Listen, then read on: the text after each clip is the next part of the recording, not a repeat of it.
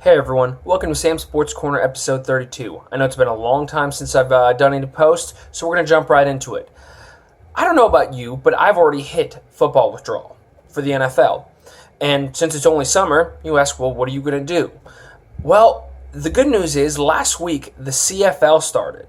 And I know what you're thinking. The Canadian Football League? No way. But it's actually pretty exciting. I'm going to tell you the team I root for, and not just because of geographical closeness, but the Hamilton Tiger Cats actually have former Ole Miss quarterback Jeremiah Masoli. During his short tenure at Ole Miss, he was pretty terrible, and Ole Miss was pretty terrible, but it's exciting to see someone I watched in college play in the CFL. Makes it a little more interesting, a little more involvement in the team. They lost their first game, but check it out. It's very exciting. Rules are different, so I recommend looking up before you watch the game and start screaming at the refs for not doing their jobs.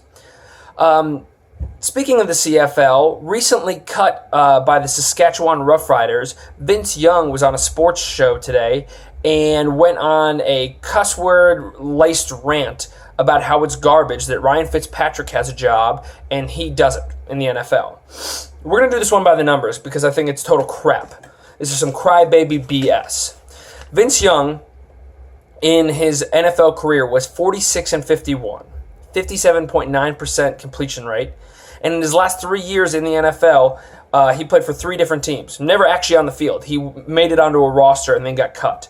He was with the Bills for 3 months over the summer. He was with the Packers for 3 weeks over the summer. And then he was with the Browns for 11 days over summer. Those were 3 consecutive years. And then he just got cut by a Canadian Football League team. Fitzpatrick, not good. I'm not defending Ryan Fitzpatrick. He's 166 touchdowns to 133 interceptions over his career with 59.7% completion rate.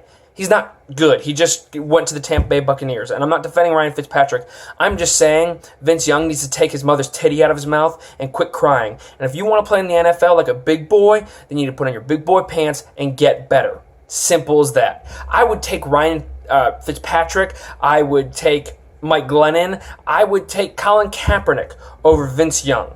And that's saying something. I would take Colin Kaepernick over Vince Young every day of the week.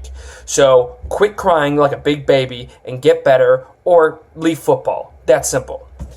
Next, we're going to talk about the idiot of the week. This goes back to last night's Cubs game versus the Nationals when the Nationals stole 7 bases on Miguel Montero and Jake Arrieta. Jake Arrieta is very slow to home plate, makes it very easy to steal on, just like John Lester.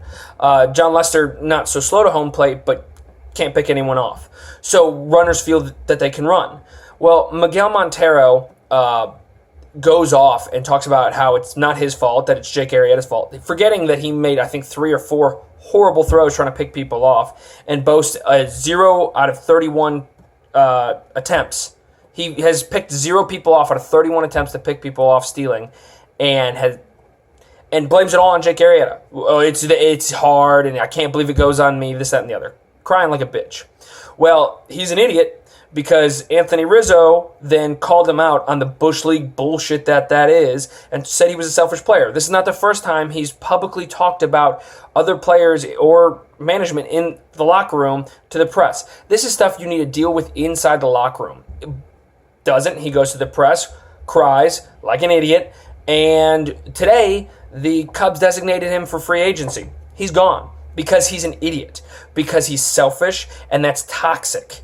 You can't be calling out your pitcher in a post-game interview like that. That's horrible teammate BS. I'm glad they cut him. They've brought up a kid from AAA, so I'm excited to see how he does, but the moral of the story there is don't call out your teammates on national TV. That's called being a bad teammate. And hopefully Miguel Montero will learn from his idiot mistake. I hope you guys enjoyed the episode, and I can't wait to see you next week.